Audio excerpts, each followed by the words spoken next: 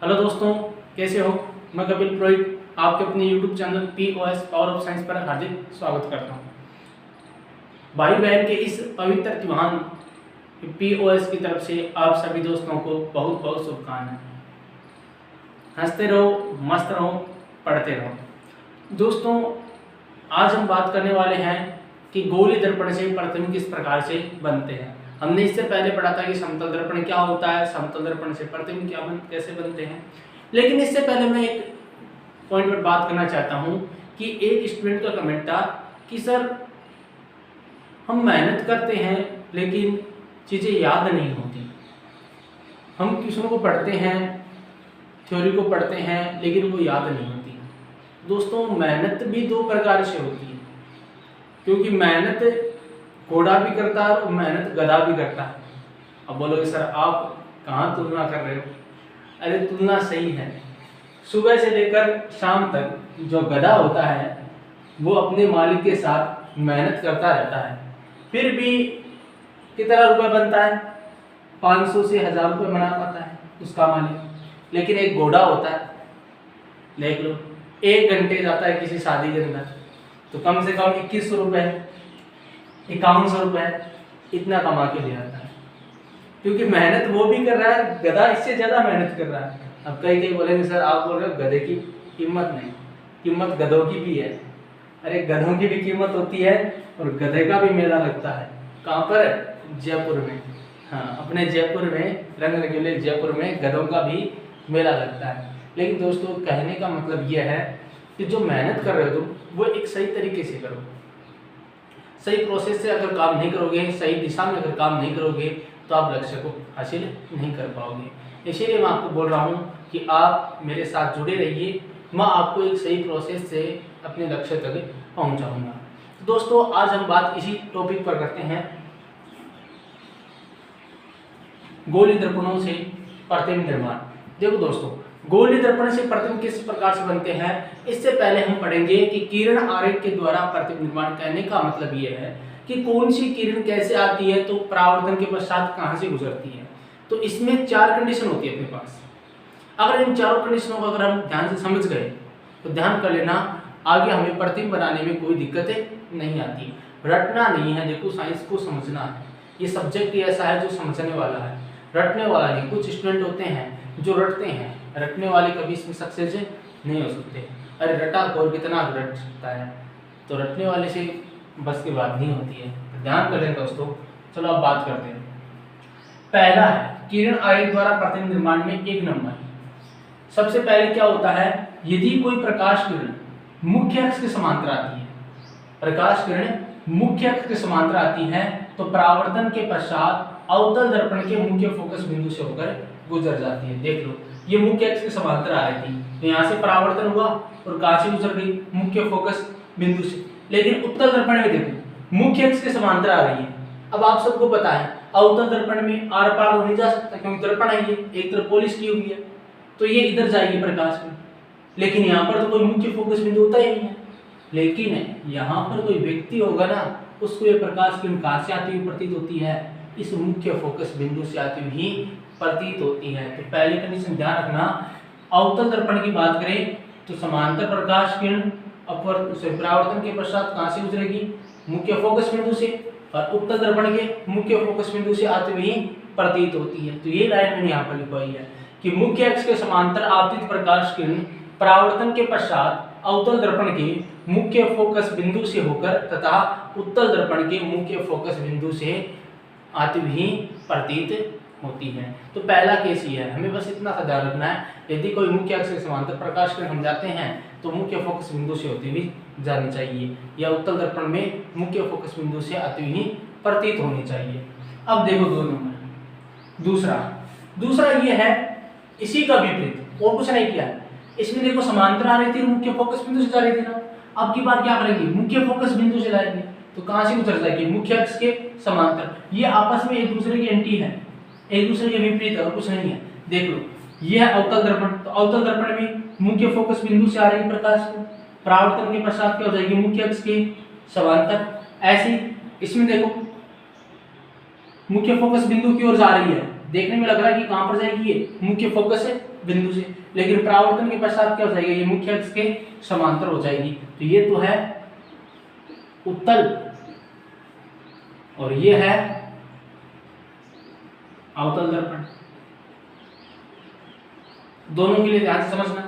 अब देखो ये मैंने यहाँ पर लिखा है कि अवतल दर्पण के मुख्य फोकस बिंदु से गुजरने वाली प्रकाश किरण तथा उत्तल दर्पण के मुख्य फोकस बिंदु की ओर आपतित प्रकाश किरण परावर्तन के पश्चात कहां पर जाती है, मुख्य अक्ष के समांतर। चलो अब आगे बात करते हैं 3 नंबर कंडीशन की। तीसरी कंडीशन क्या है, यदि कोई प्रकाश किरण वक्रता केंद्र से होकर गुजरती है, अवतल दर्पण के वक्रता केंद्र से होकर गुजरती है और उत्तल दर्पण के वक्रता केंद्र की ओर आती हुई प्रतीत होती है, कहने का मतलब वो वक्रता केंद्र की तरफ आ रही है, तो परावर्तन के पश्चात अपने पथ से विचलित नहीं होती है, कहने का मतलब जिस रास्ते से आती है उसी रास्ते से वापस लौट जाती है। तो ये बात यहाँ पर लिखा, यदि कोई प्रकाश किरण अवतल दर्पण के वक्रता केंद्र से गुजरती है, ये देखो अवतल दर्पण के वक्रता केंद्र से गुजर रही है, अथवा उत्तल दर्पण के वक्रता केंद्र की ओर आती हुई प्रतीत होती है। अवतल दर्पण है, अवतल दर्पण के वक्रता केंद्र की ओर आ रही है, प्रतीत हो रही है, तो परावर्तन के पश्चात अपने पथ से विचलित हुए बिना ही वापस लौट जाती है। परावर्तन के पश्चात ये अपने पथ से विचलित नहीं होती। कंडीशन, यदि कोई प्रकाश किरण तिर्यक दिशा से ध्रुव परावर्तित होती है, यानी तिरछी दिशा से ध्रुव परावर्तित होती है, तो परावर्तन के पश्चात उतना ही कोण बनाकर, जितना कोण आते हुए बनाती है, ध्यान रखना, अगर आते हुए थीटा कोण बनाया है तो जाते वक्त भी कितना कोण बनाएगी, थीटा कोण बनाएगी। किसके साथ, मुख्य अक्ष के साथ। ये इंपॉर्टेंट बात है, मुख्य अक्ष के साथ जितना कोण आते हुए बनाती है उतना ही कोण जाते हुए बनाती है और तिर्यक दिशा में वापस लौटती है, चाहे वो अवतल दर्पण हो चाहे उत्तल दर्पण हो।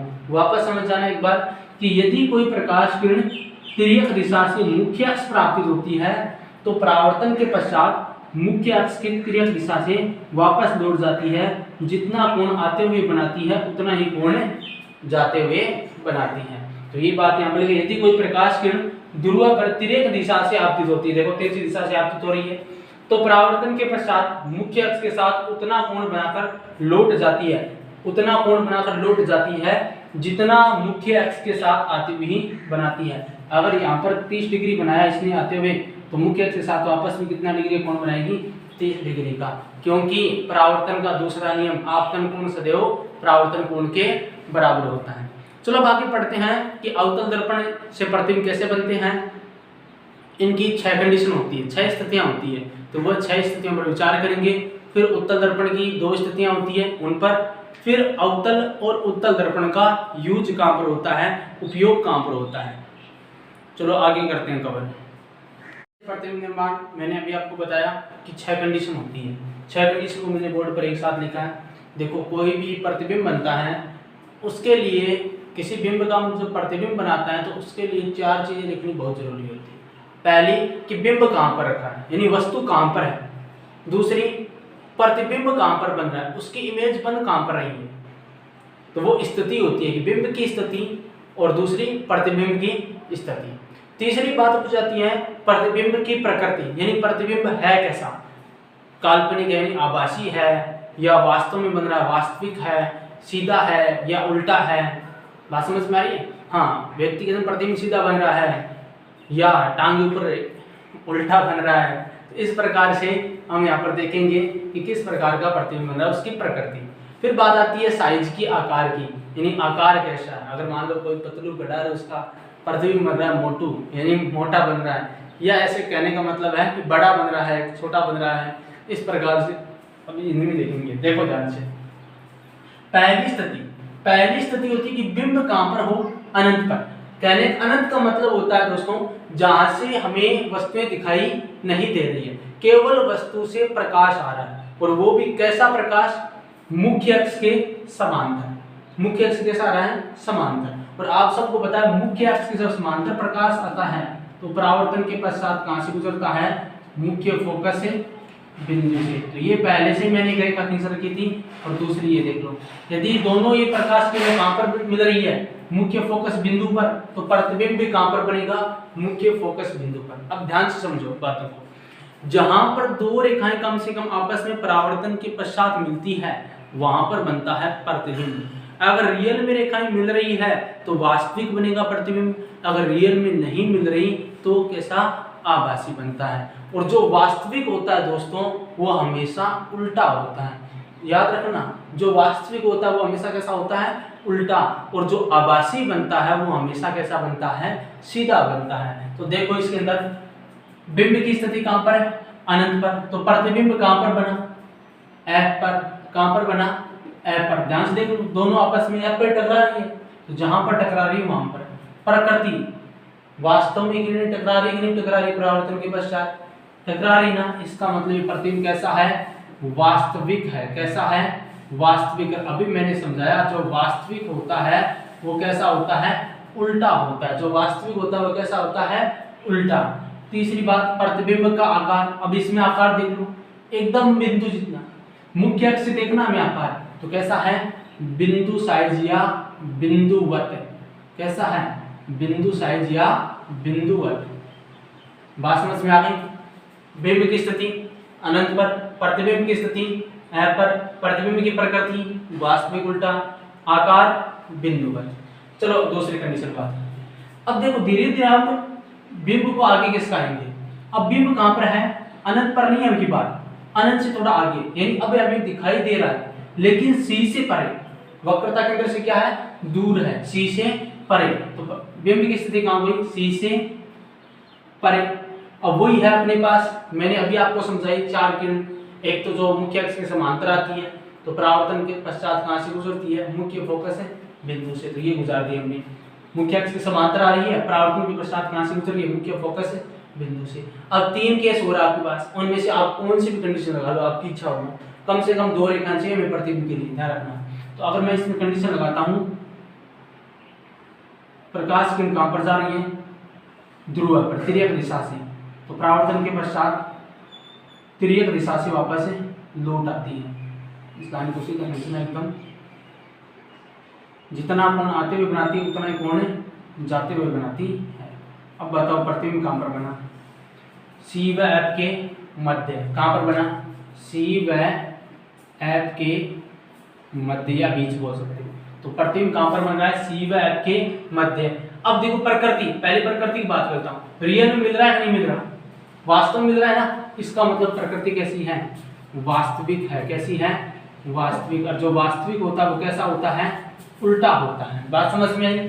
अब देखो अगली कंडीशन क्या है, प्रतिबिंब का आकार। आकार देखो इतना बड़ा बिंब था और प्रतिबिंब क्या है, इससे छोटा, तो ध्यान रखना प्रतिबिंब कैसा बनता है, छोटा बनता है। कैसा बनता है, छोटा। तीसरी कंडीशन में क्या होता है, जब बिंब है C पर, सबसे पहले हमने पढ़ा अनंत पर, फिर अनंत से थोड़ा आगे चले C से परे, अब पढ़ेंगे C पर। जब बिंब C पर होता है तब प्रतिबिंब कहां पर बनता है, तो बिंब की स्थिति कहां पर हो गई, C पर। अब प्रतिबिंब की बात करते हैं, बहुत इंपॉर्टेंट है, ध्यान रखना, ये तीसरी कंडीशन है, बहुत इंपॉर्टेंट है। अब मैंने आपको समझाया था चार प्रकाश किरणें किस प्रकार से आती है। अगर मुख्य अक्ष से समांतर आती है तो मुख्य फोकस बिंदु से होकर गुजरती है। अब चाहे दूसरी कंडीशन लगा लो, या तो मुख्य फोकस बिंदु से गुजार दो तो कहां से चली जाएगी, मुख्य अक्ष के समांतर, याद करो अभी बताया, और या P पर तिर्यक दिशा से आपतित होती है, तो परावर्तन के पश्चात जितना कोण बनाया था मुख्य अक्ष के साथ उतना ही कोण बनाकर वापस लौट जाती है। तो अब ये प्रतिबिंब कहां पर बनेगा, C पर ही बन रहा है। देख लो प्रतिबिंब कहां पर बन रहा है, C पर। जब बिंब C पर होता है तो प्रतिबिंब भी कहां पर बनता है, C पर ही बनता है। दोस्तों याद रखना C पर। ये कंडीशन इसीलिए इंपॉर्टेंट है, जहां पर बिंब होता है वहीं पर क्या बनता है, प्रतिबिंब बनता है। प्रकृति रियल में बन रहा है ना, इसका मतलब ये वास्तविक। कैसा है, वास्तविक। और देख लो चित्र में उल्टा है ना, नीचे की तरफ वास्तविक होता है वो उल्टा होता है, ऐसे बता दिया मैंने। तो वास्तविक उल्टा। आकार में भी देख लो बराबर है, जितना बड़ा बिंब है उतना ही बड़ा क्या है, प्रतिबिंब, तो बराबर। ये कंडीशन बहुत ही इंपॉर्टेंट है परीक्षा की दृष्टि से। कहने का मतलब जहां पर बिंब होता है वहीं पर क्या बन जाता है, प्रतिबिंब। आकार में भी क्या हो जाता है, समान। यहाँ से प्रश्न ऐसे पूछे जाते हैं कि बिंब को कहां पर रखा जाए कि प्रतिबिंब का आकार बिंब के आकार के बराबर हो। तो देख लो बिंब को कहां पर रखेंगे, C पर रखेंगे। करते हैं 4 नंबर कंडीशन। 4 नंबर स्थिति क्या है, हमने सबसे पहले अनंत से थोड़ा आगे चले, C से परे, फिर C पर, एक चीज और नोट करो, बिंब देखो पहले एफ पर बन रहा था, फिर एफ और सी के मध्य, देख लो, फिर सी पर, अब कहां पर बनेगा, सी से परे, लेकिन बिंब कहां पर होगा, सी व एफ के मध्य। तो बिंब की स्थिति सी व एफ के मध्य, ध्यान रखना, बिंब की स्थिति कहां पर होगी, सी व एफ के मध्य। तो एक तो मुख्य अक्ष की समांतर आ गई और परावर्तन के पश्चात मुख्य फोकस बिंदु से चली गई, और एक पी से लिया तिर्यक दिशा में वापस लौट जाएगी। जितना कोण मुख्य के साथ आते हुए बनाती है उतना ही कोण वापस जाते हुए बनाएगी। तो कहां पर बना प्रतिबिंब, सी से परे बनेगा। कहां पर बना, सी से परे, ध्यान में सी से थोड़ा आगे होगा। अगर आप इनको स्केल की सहायता से बनाते हो तो एकदम सही बनता है। तो सी से परे बनेगा, सी से परे।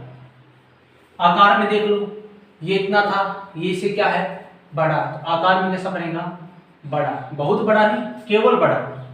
ये थोड़ा छोटा है, ये थोड़ा बड़ा बनेगा। प्रकृति वही बात है, ये पहले प्रकृति में लिख दिया क्या मैंने, चलो यहाँ पर बड़ा। प्रकृति बताओ, वही है वास्तविक, वास्तविक और उल्टा।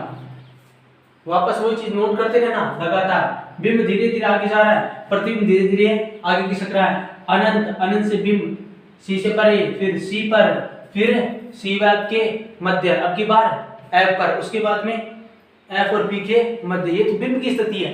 प्रतिबिंब देखते रहो, पहले एफ पर, फिर सी व एफ के मध्य, देख लो, फिर सी पर, फिर सी से परे, अब कहां पर बनेगा, अनंत पर। देखो ध्यान से, यदि कोई एफ पर रखा है तो बिंब की स्थिति कहां पर हो गई, एफ पर। तो एक तो मुख्य अक्ष से समांतर, परावर्तन के पश्चात मुख्य फोकस बिंदु से, और एक वही तिर्यक दिशा वाली। अब ये इनको आगे डैश डैश करके छोड़ देना। क्यों, क्योंकि मिलेगी, लेकिन हमें अभी तक पता नहीं है कहां पर मिलेगी, हमें दिखाई नहीं दे रहा। और जो मैंने स्टार्टिंग बताया था, जहां से वस्तु दिखाई नहीं देती, प्रतिबिंब दिखाई नहीं देता, बिंब दिखाई नहीं देता, वो अनंत होता है। तो ये जो प्रतिबिंब बनेगा वो कहां पर बनेगा, अनंत पर बनेगा।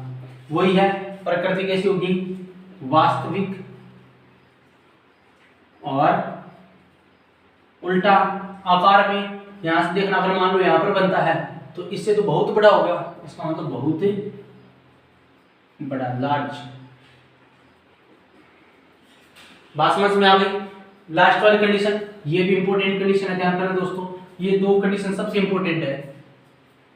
देखो लास्ट वाली कंडीशन क्या है, प्रतिबिंब अनंत तक पहुंच चुका है, बिंब एफ से अब आगे खिसकेगा, क्योंकि यहाँ पर एफ था, अब एफ और पी के मध्य। तो बिंब की स्थिति एफ व पी के मध्य, एफ व पी के मध्य।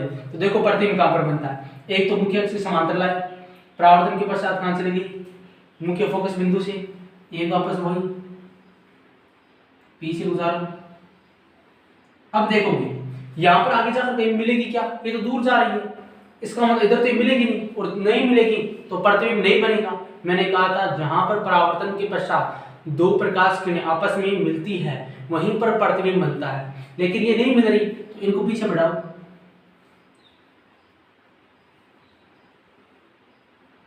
पीछे बढ़ाने पर यहां पर मिलेगी, तो यहां पर क्या बनेगा, इनका प्रतिबिंब बनेगा। अब दर्पण के पीछे कोई बिंदु तो होता नहीं है उत्तल दर्पण में, तो यहां पर हम सीधा ऐसे बोलेंगे प्रतिबिंब की स्थिति कहां पर होगी, दर्पण के पीछे। अब मुझे बताओ प्रकृति में क्या रियल में मिल रही है, क्या रियल में नहीं मिल रही ना, वास्तविक में नहीं मिल रही, आभासी हो रही है, क्योंकि हमें केवल आभास हो रहा है कि यहां से आ रही है। तो प्रतिबिंब कैसा बनेगा, आभासी। देख लो मैंने पहले भी कहा था जो आभासी होता है वो कैसा होता है, सीधा। हम समतल दर्पण में पढ़े थे कि आभासी और सीधा प्रतिबिंब बनता है, तो आभासी इसका मतलब ये सीधा बनेगा, और आकार में देख लो बड़ा। तो ये 6 कंडीशन है जो बहुत ही इंपॉर्टेंट है, मैंने एकदम आसान तरीके से आपको समझा दिया। अवतल दर्पण से प्रतिबिंब निर्माण, वापस मैं रिपीट करा देता हूं, यदि बिंब अनंत पर है तो प्रतिबिंब एफ पर, वास्तविक उल्टा। 5 कंडीशन ऐसी है जिसमें वास्तविक उल्टा ही बनेगा, केवल लास्ट वाली कंडीशन है जिसमें आभासी सीधा बनता है। अब देखो ध्यान से, धीरे धीरे आपको क्या करना है, आगे खिसकाते रहना है बिंब को, और प्रतिबिंब धीरे धीरे भी आगे खिसकता रहेगा। अनंत पर तो एफ पर, बिंब सी से परे तो प्रतिबिंब सी व एफ के मध्य, जब बिंब सी पर तो प्रतिबिंब भी सी पर, जब बिंब सी व एफ के मध्य तो प्रतिबिंब सी से परे, जब बिंब एफ पर तो प्रतिबिंब अनंत पर। इन दो कंडीशन को देखो एक दूसरे के विपरीत, इन दो कंडीशन को देखो एक दूसरे के विपरीत, बात समझ में आ रही है। फिर लास्ट वाला देखो, जब एफ व पी के मध्य है तो प्रतिबिंब कहां पर बनेगा, दर्पण के पीछे। ये कंडीशन इसीलिए इंपॉर्टेंट है क्योंकि इसमें आभासी व सीधा बनता है। और आकार में कैसा होता है, बड़ा। आकार भी देख लो, पहले एकदम बिंदु साइज का था, फिर छोटा, फिर बराबर, फिर बड़ा, फिर बहुत बड़ा, फिर एक लास्ट वाले कंडीशन में केवल बड़ा। तो आपको इस प्रकार से ध्यान रखना है दोस्तों। फिर आगे बढ़ते हैं उत्तल दर्पण से प्रतिबिंब निर्माण। प्रतिबिंब निर्माण इसमें कितनी कंडीशन है, दो मैंने स्टार्ट में आपको समझाया। अब देखो पहली कंडीशन, जब बिंब कहां पर है, अनंत पर। तो हमें ये पता है कि जब अनंत पर कोई वस्तु होती है तो केवल मुख्य अक्ष के समांतर आपतित प्रकाश में आती है और हमें वस्तु दिखाई नहीं देती है। तो ये देख लो, एक प्रकाश की इधर से आ रही है मुख्य अक्ष के समांतर, एक इधर से आ रही है। अब बताओ परावर्तन के पश्चात हमने पढ़ा था कहां से आती हुई प्रतीत होती है, मुख्य फोकस बिंदु से आती हुई प्रतीत होती है। ये मैंने आपको समझाया था किरण आरेख के द्वारा प्रतिबिंब निर्माण के लिए, याद करो। बात समझ में आ रही है। तो ये दोनों यहाँ पर तो आपस में मिलेगी नहीं, पीछे एफ से आती हुई प्रतीत होती है और इस बिंदु पर ही मिलती है। इसका मतलब बिंब कहां पर है, अनंत पर, प्रतिबिंब कहां पर है, एफ पर। अब बताओ प्रकृति वास्तव में मिल रहा है क्या, नहीं। इसका मतलब आभासी,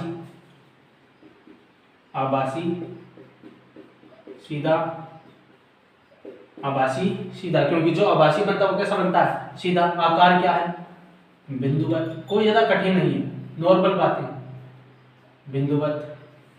अब देखो दूसरे केस में, यदि अब की बार अनंत पर ना है और अनंत से आगे है, क्योंकि इसमें दो ही कंडीशन हो सकती है, क्योंकि और दर्पण के सामने कोई बिंदु होते नहीं है, सब दर्पण के पीछे बिंदु होते हैं, सी एफ वगैरह। तो एक तो अनंत की बात हो गई, अब की बार होगी दर्पण के सामने। अब दर्पण के सामने तो एक तो मुख्य अक्ष के समांतर ले लो, परावर्तन के पश्चात कहां से आती हुई प्रतीत होती है, मुख्य फोकस है बिंदु से, और एक वक्रता केंद्र की तरफ ले जाओ। आप सबको पता है जो वक्रता केंद्र की तरफ आपतित होती है तो परावर्तन के पश्चात अपने पथ से विचलित हुए बिना ही वापस से लौट जाती है। ये देख लो, सी पर आ रही थी और वापस इसी पथ से लौट जाती है। अब बताओ ये कहां पर मिल रही है, पी व एफ के मध्य, तो प्रतिबिंब यहीं पर बनेगा। देख लो बिंब की स्थिति दर्पण के सामने, प्रतिबिंब की स्थिति एफ व पी के मध्य, वही प्रकृति आभासी सीधा। आकार देख लो कैसा है, बिंब से छोटा है, नहीं छोटा। तो कहने का मतलब है उत्तल दर्पण से हमेशा छोटे प्रतिबिंब बनते हैं, बड़े नहीं बनते। और वस्तु कहीं पर भी हो, प्रतिबिंब हमेशा दर्पण के पीछे बनते हैं, बात समझ में, आभासी बनते हैं। इसीलिए गाड़ियों में जो साइड मिरर होते हैं, पश्चात दृश्य पीछे का दृश्य देखने के लिए गाड़ी में साइड वाले मिरर लगे होते हैं ना, कान जैसे, हाँ बोलते हैं कि गाड़ी के कान, अपने मारवाड़ी में सीधे बोलते हैं अरे कान का लगा रखे हैं, तो वही है। साइड वाले जो मिरर होते हैं ना, उनसे क्या होते हैं, पीछे के दृश्य दिखाई देती है, चाहे वस्तु कहीं पर भी हो वो हमें एकदम स्पष्ट दिखाई देती है। तो आपको आज का लेक्चर कैसा लगा? एक बात और दोस्तों, इनकी सारणियां बनी हुई किताब के अंदर, तो आप सारणी बनाना, ठीक है। मैं कोशिश करूंगा अगर एक ही डायग्राम के अंदर इनको पूरे को प्रदर्शित कर सकूं, तो अगर अगले वीडियो में कोई ऐसा हो सके तो मैं करूंगा। और किसी प्रकार की और समस्या हो तो कमेंट बॉक्स में कमेंट करो, और किस प्रकार की और वीडियो बनानी है उसके ऊपर भी कमेंट बॉक्स में कमेंट करो। लेकिन मैंने तो पूरी मेहनत करके आपको पढ़ा दिया, आपका भी फर्ज है कि लगभग कम से कम 2 से 3 स्टूडेंटों को आप ये वीडियो शेयर करो, और ज़्यादा से ज़्यादा वीडियो को लाइक करो और सब्सक्राइब करो। अगर कोई नया स्टूडेंट जुड़ा है तो वो वीडियो को सब्सक्राइब करें। धन्यवाद, मिलते हैं नेक्स्ट वीडियो में।